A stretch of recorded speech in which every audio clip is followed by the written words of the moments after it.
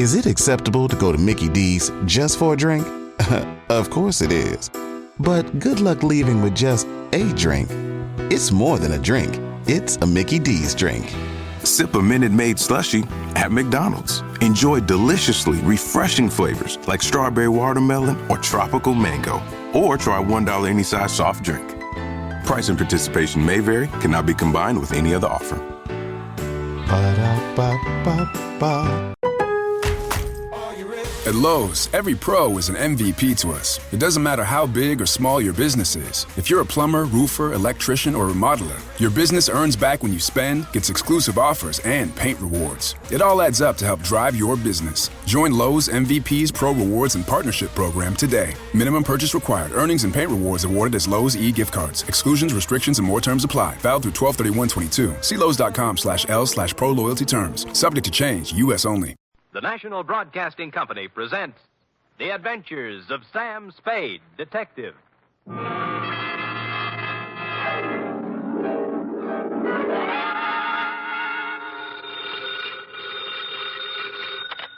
Spade Detective Agency. Buono, buono. I beg your pardon? Suonate il campanello.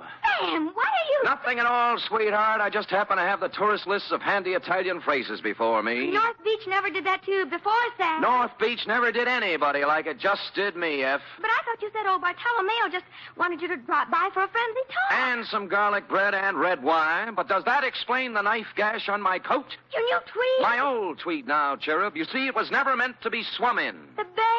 Yes. Not again. What else? By now, your keen feminine instinct should tell you this is not the social call, Wonder Girl. As a matter of fact, I plan to drop by presto presto with words anent a little something I call View of Fisherman's Wharf from the Water, or the Crab Louis Caper.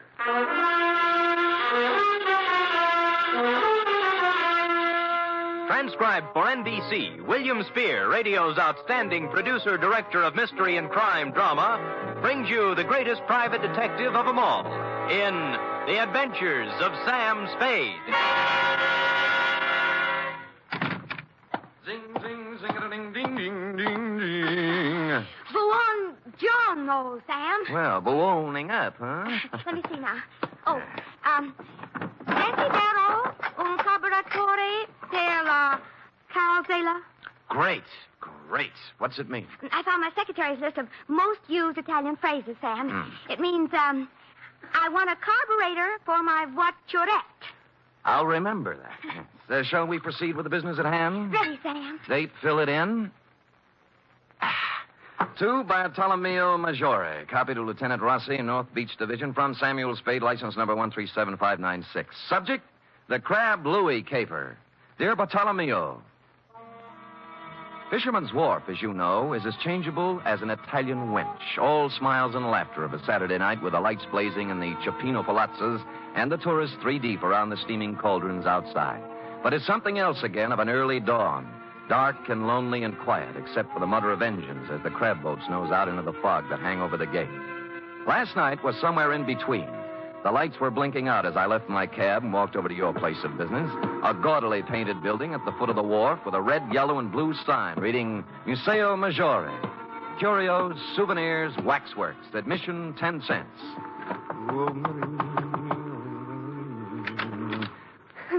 Who is it? I'm Sam Spade. Bartolomeo called me. He isn't here. That's his grotto at the end of the wharf. Thanks.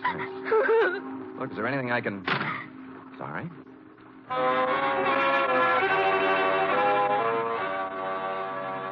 Except for Flaskies at the very end, the wharf was dark now. It seemed early, as if something had interfered with business as usual, and the late customers had been brushed off a couple hours ahead of time.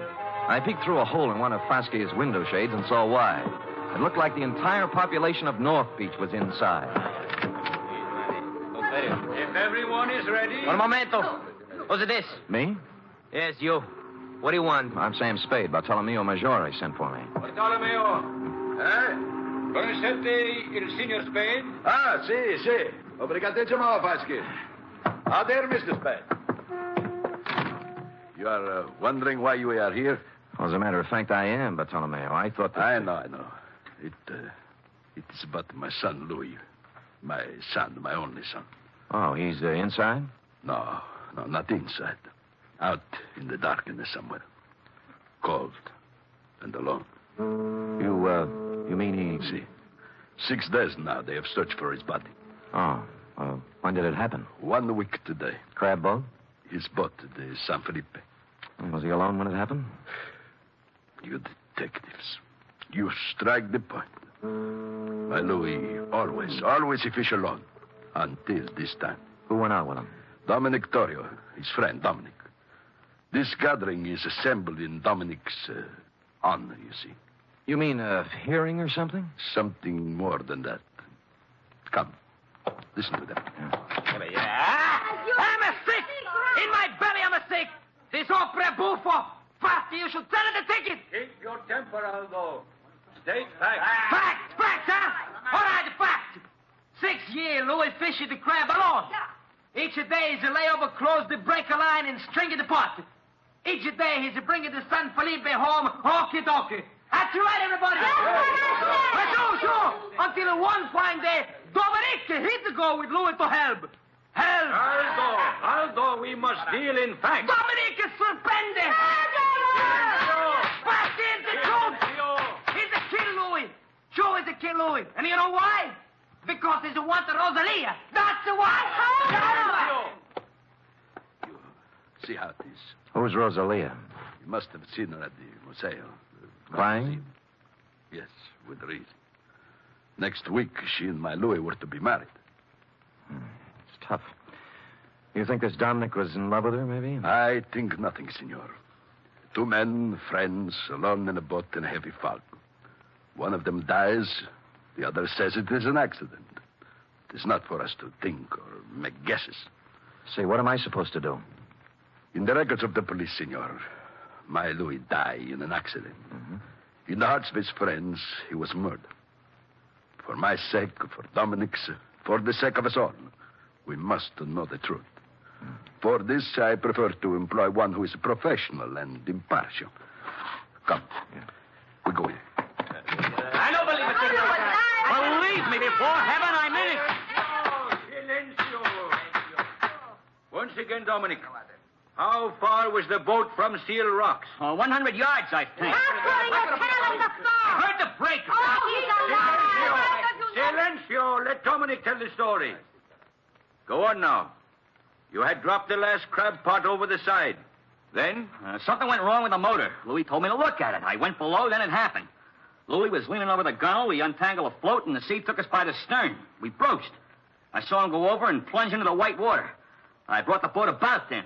For 2 hours, I yelled, I circled around, I blew the whistle, everything. Then the Coast Guard came. Fosky, I swear it, that's all I know. I never saw Louis after Silencio! My brothers, it was your will that I sit here in judgment of Dominic Torrio. Before I go on, are there any more questions you have to ask him? Are there any among you who have evidence to offer against him? So be it. You know as well as I, there is only one verdict here. The charge is dismissed. The court is adjourned.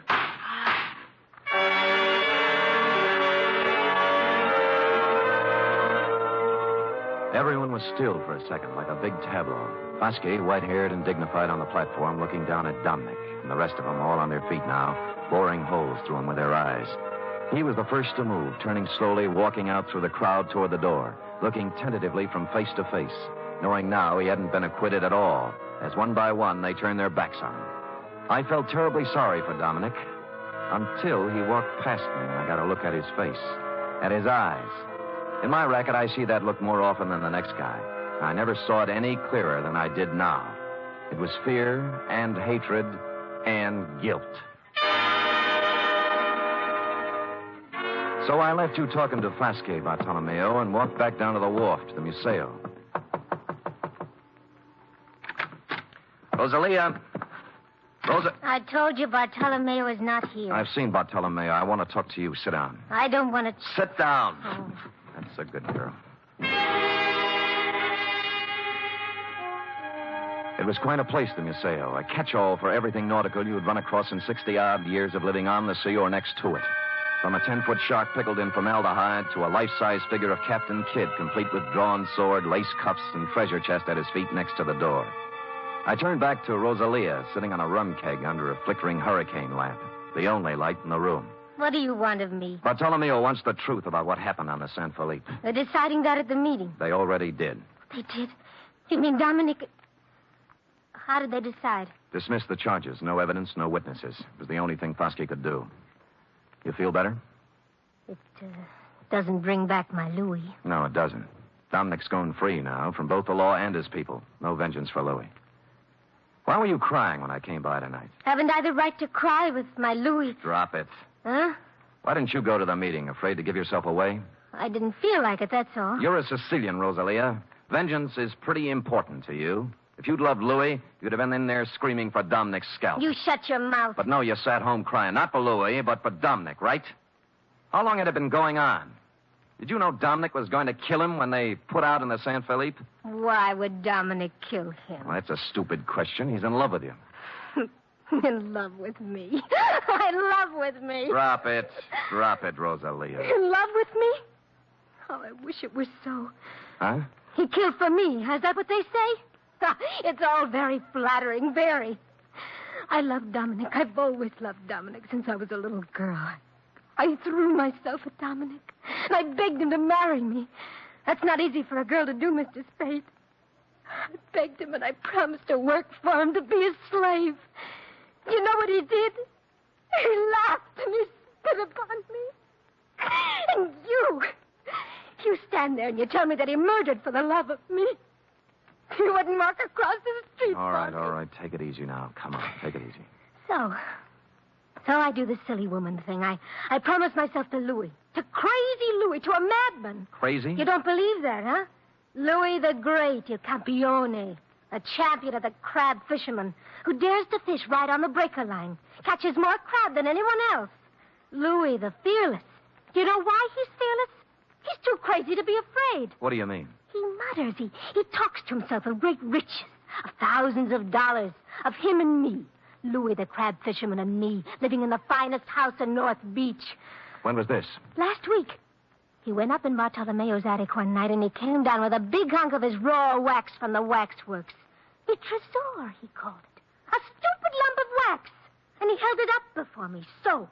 And he says with a mad gleam in his eye, "From this, Rosalia, from this I will carve for us the biggest, finest house you can dream of. Here, look." What's Captain Kidd got to do with it? He puts it in the treasure chest. See? You will keep this a secret, Rosalia, he says, if you love me. And he laughs again like a madman. Me love Louis Maggiore? I hated him.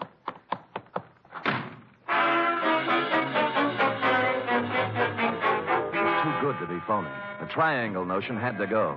You could hardly blame Rosalia for thinking he was crazy, and the treasure chest was a hunk of tallow, not a very fresh hunk at that. And Louis's routine with it must have hit her like the graveyard scene from Hamlet. Therefore, having no theory, nor evidence, nor witnesses, I also had no motive.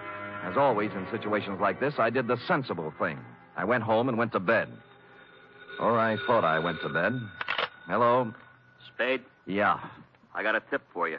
Oh? Find yourself a nice, dirty divorce case somewhere and stay out of North Beach. Well, this almost sounds like a threat. Call it advice. There's $100 in the mail for you. You'll get it this morning. Plus a bribe? A gift. Can I keep it if I don't play? If you don't play, you won't need it. I suppose it's useless to ask who this is. Louis Maggiore. Say that again? Louis Maggiore. Shall I spell it? You might explain it. You talk to Rosalia. Figure it out for yourself. Sure. So she never loved you, and you knew it. So you go over the side when the comber hits, swim ashore, then discover they think you're dead and decide to leave it that way rather than go through with a wedding. You got it. I got more. So life without Rosalia in North Beach is impossible. You can't face the shame and loose talk that goes with a busted wedding. So you're going over the hill and find a new life for yourself. Wait a minute, Spade. Oh, there's more. So you're tossing over a car, a bank account, a boat worth $7,000. Walking out on your old man, to say nothing of 3 years apprenticeship and 6 years of hard work to get where you are. I understand perfectly. And you're being a little insulting. I make a lot of my dough with my big flat feet, but I do make some of it with my head. Now try again. You don't believe I'm Louis Maggiore? That is the general idea. And it might surprise you to know that 5 minutes ago I was ready to chuck the whole antipasto. Now I'm back in with both feet. What's with the music box? Nothing. Tell me, would you know Louis if you saw him? I've seen his picture. Fine. I guess I'll have to prove it to you. If I satisfy you I'm Louis Majori, will you stay home? Scout's honor. Now, where do we prove it? You know Castellani's grotto? Halfway out on the wharf, yeah. There's a ramp running around behind it. I'll see you there in a half hour. I know just what you're going to say, Bartolomeo, but I didn't go alone. Roscoe was right there with me, with his safety off. It was the kind of spog San Francisco puts on once a year for the tourists, just to nail down its position as runner-up to London. I had to feel my way along the row of dark chowder houses to Castellani's. Except for the foghorn and the lapping of the water below, there wasn't a sound. The only cheerful thing in the picture was Roscoe, who was now out of my pocket at the ready. I eased up to the corner of Castellani's. There was an alley between it and the next building, leading around to the ramp over the water. Spade? I could see the glow of his cigarette first. Then I made him out in a slouch hat and overcoat. He was standing at the rail. Spade? Right here. Well, you satisfied now? I'll let you know. I moved out from the side of the building and walked toward him. He must have known about Roscoe because he didn't move, just let me come right up next to him. I was stupid, sure, but it wouldn't have worked for him except for the fog. 2 feet away, I saw what I thought was Louis was a booby trap. The hat and overcoat were slung over a piling with a burning cigarette on the rail next to one of the sleeves. I rolled to one side just in time. The knife slashed through the padding on my left shoulder, and he was on me. Roscoe went into the drink, and I took on the arm with a knife with my 2 hands and 32 teeth. Unhappily, overlooking a spare foot he knew what to do with. I went through the railing like in a silent version of the Sea Wolf, arriving thus in the limpid and soothing waters of San Francisco Bay. At the moment, I was not sorry.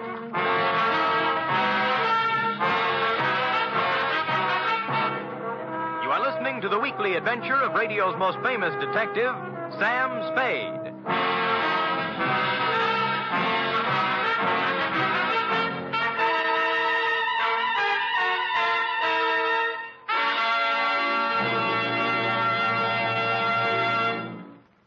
Three chimes mean good times on NBC. Sunday, Theater Guild on the Air presents one of the greatest dramatic undertakings in the history of radio. It's a full hour-and-a-half adaptation of Shakespeare's masterpiece, Hamlet. The immortal lines and matchless beauty of Hamlet come to life Sunday with John Gielgud, Dorothy McGuire, and Pamela Brown in Theater Guild on the Air. And a reminder, this Sunday also means another gala broadcast of The Big Show.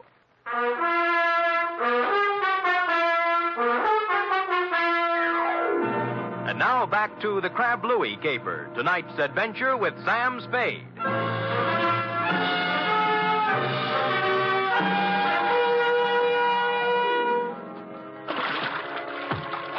Wetting my finger and holding it up in the wind, I quickly determined where north was, and just as quickly decided there was no percentage in swimming the Golden Gate. A bright blur on my starboard bow called to mind the old saying, where there's a light, there's life, so I headed there. 3 strokes this side of exhaustion, I pulled up at what proved to be a landing with a Jacob's ladder, at the top of which I found the rear entrance to Foske's, or more accurately, Foske's private office. The door was open. Huh? Oh. I'm Sam Spade. I've been swimming, if you're wondering. Bartolomeo told me about you. He didn't say you were crazy. Well, maybe he didn't know. You wouldn't have a brandy lying around loose, would you? Well, sure. Sit down. Thanks. I think I saw Louis tonight. Louis? Impossible. Where? Behind Castellani's. Yeah. Bless you, Fosque. Oh, hit me again, will you? Yeah, but what about Louis? Called me up, said he'd meet me there. Just tried to knife me. Oh, but it's impossible. Is it? Why would he play dead? And why would he try to kill you? Maybe he's crazy. Well, how do you mean? You've heard of the dear old lady who had the trunk full of pancakes, haven't you? Hmm? Louis saves old Tallow. Captain Kidd's treasure chest at the Museo is full of it. Who told you this? Rosalia showed it to me. May I? Help yourself. Thanks. Might be a good idea to call another meeting and tell the people. Make it easier for Dominic. Funny. Of the whole meeting here, I alone doubted his guilt. Good thing they made you the judge, or he might be 6 feet under by now. Got a cigarette? In the box there, next to the phone. Thanks. Yeah, I went right along with him, too. Shows how wrong you can be when... When what? When you when you go by emotions and not by evidence. This is, quite a cigarette box. Yes, it stops when you put it down. Hmm? Well. I suppose now you'll drop your assignment? Sure. I'm a detective, not a psychiatrist. You've got a lunatic running around, that's your problem. Good night, Foskey, and thanks for the brandy.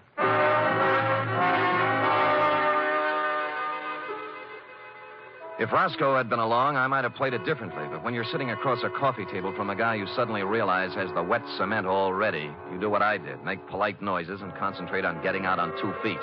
It was 7-3. Dominic was stashed in a handy closet listening to the whole thing, which was handy since the next obvious move was his room in a house on Jefferson Street.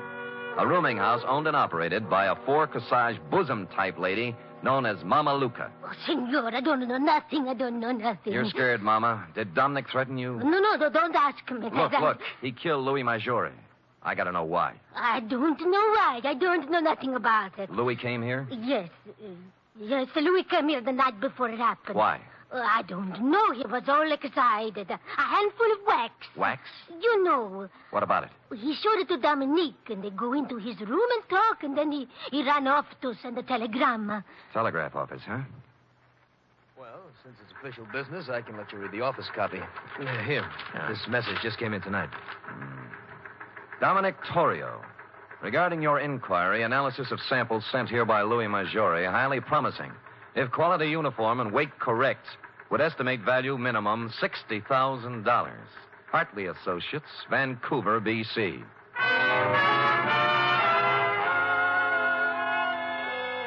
A lump of smelly stuff that looked like old tallow, picked out of the ocean and worth $60,000 was a strong enough clue for even stupid Sam to pick up. I left the telegraph office on the double and pulled up at the Museo Maggiore 10 minutes later. Blasted lock is jammed. He was too busy to notice me. I slid a marlin spike out of a rack next to the rum keg. Locked. Must be locked. I hate to do this, Foskey. Wait a minute, Spade. Wait up!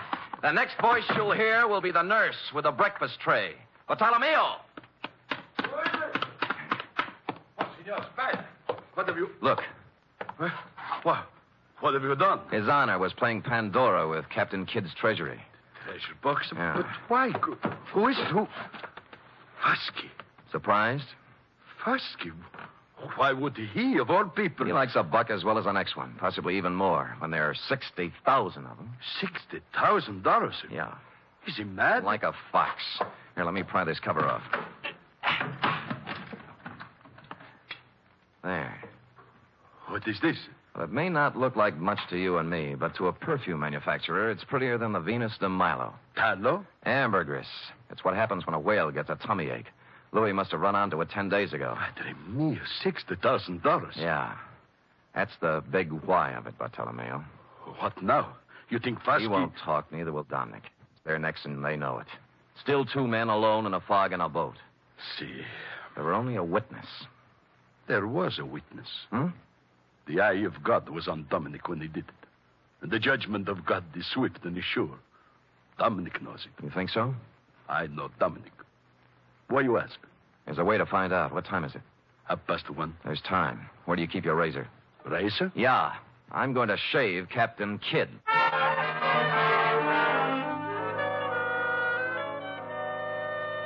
Which I did, finishing around 2 a.m. And during the next 3 hours, I got wet, cold, and seasick in the order named, but made it back to the Museo in time for a couple of stiff horns of grappa before you and I hustled down to the wharf where Dominic was picking up bait for his crab nets.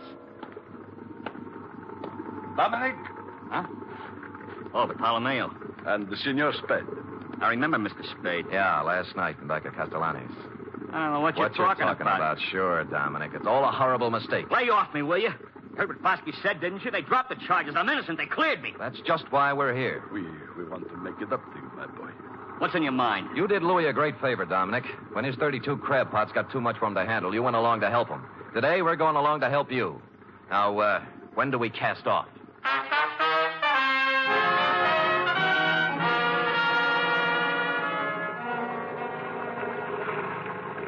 There's a float up ahead. What color? Yellow and red. Is that yours, Dominic? That's mine. Great. Pull up alongside. Well, What's this all about? I told you, Dominic. You're lying. What are you trying to do? Break me down? He's dead in an accident. You hurt with plastic. Yeah. Forget it, Dominic. Forget it. We love you like a brother. I told the truth. I told the truth. What are you trying to do? Torture me? Is that what you want? Revenge? No. The matter is in other hands now. What? You mean? There is always one witness, isn't there, Dominic? Oh. That's what you mean, huh? Is that why you came to tell me that? That's a good one. Hold the wheel, Spade. I'll bait my net. I'll spit in your eye one day, old man. One day when you get smart. You and the whole lousy We war. both watched him hold the line, pulling it on the me. deck, prattling to himself like a little kid whistling in the dark. He was a lousy actor, pale under his sunburn and drenched with I sweat. won't let you forget Up it, it came, pal. coil by I got coil. something to prove. Then it began to come slower. I can make it stick. When I can prove it in court, I'll sue you till you bleed. Hey, what's the matter here? What's pulling on this line? Maybe it's your conscience, Dominic. It's heavy. It's... What? The Lord moves in strange ways. Hey, can't get it up. Let me help you. There we go. 1, 2... Up. Louie! Get away from me! Let me go! Louie! No!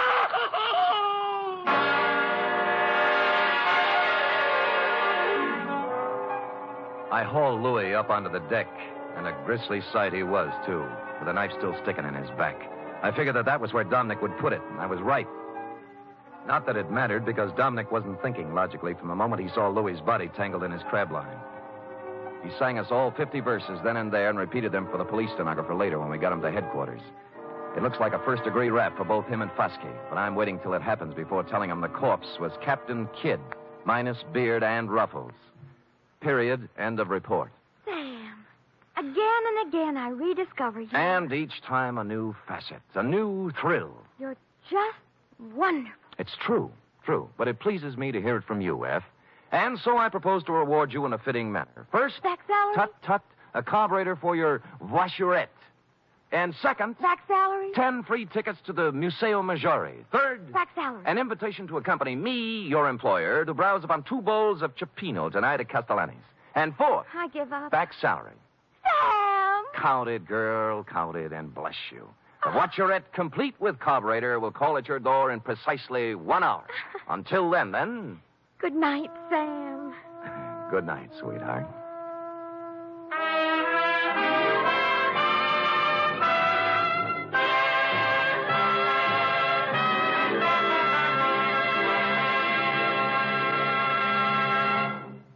Three chimes mean good times on NBC.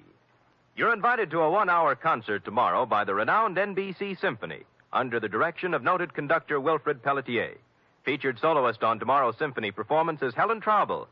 For the world's greatest music, hear the NBC Symphony tomorrow and every Saturday. Tonight's transcribed adventure of Sam Spade was produced, edited, and directed by William Spier. Sam Spade was played by Stephen Dunne. Lurene Tuttle as Effie. Script for tonight's adventure by Harold Swanton. Musical scoring by Lud Gluskin, conducted by Robert Armbruster.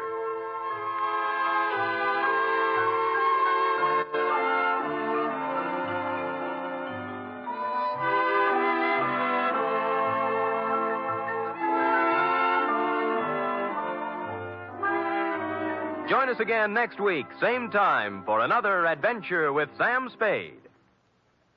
Through the years, the Red Cross has helped the victims of disaster and helped protect the health of our nation. Today, with the country rising to meet the challenge of possible aggression, the Red Cross has been asked by the government to undertake additional tremendous tasks.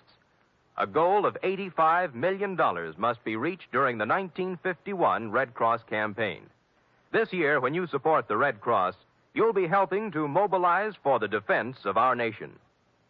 Join the magnificent Montague. Then it's Duffy's Tavern on NBC.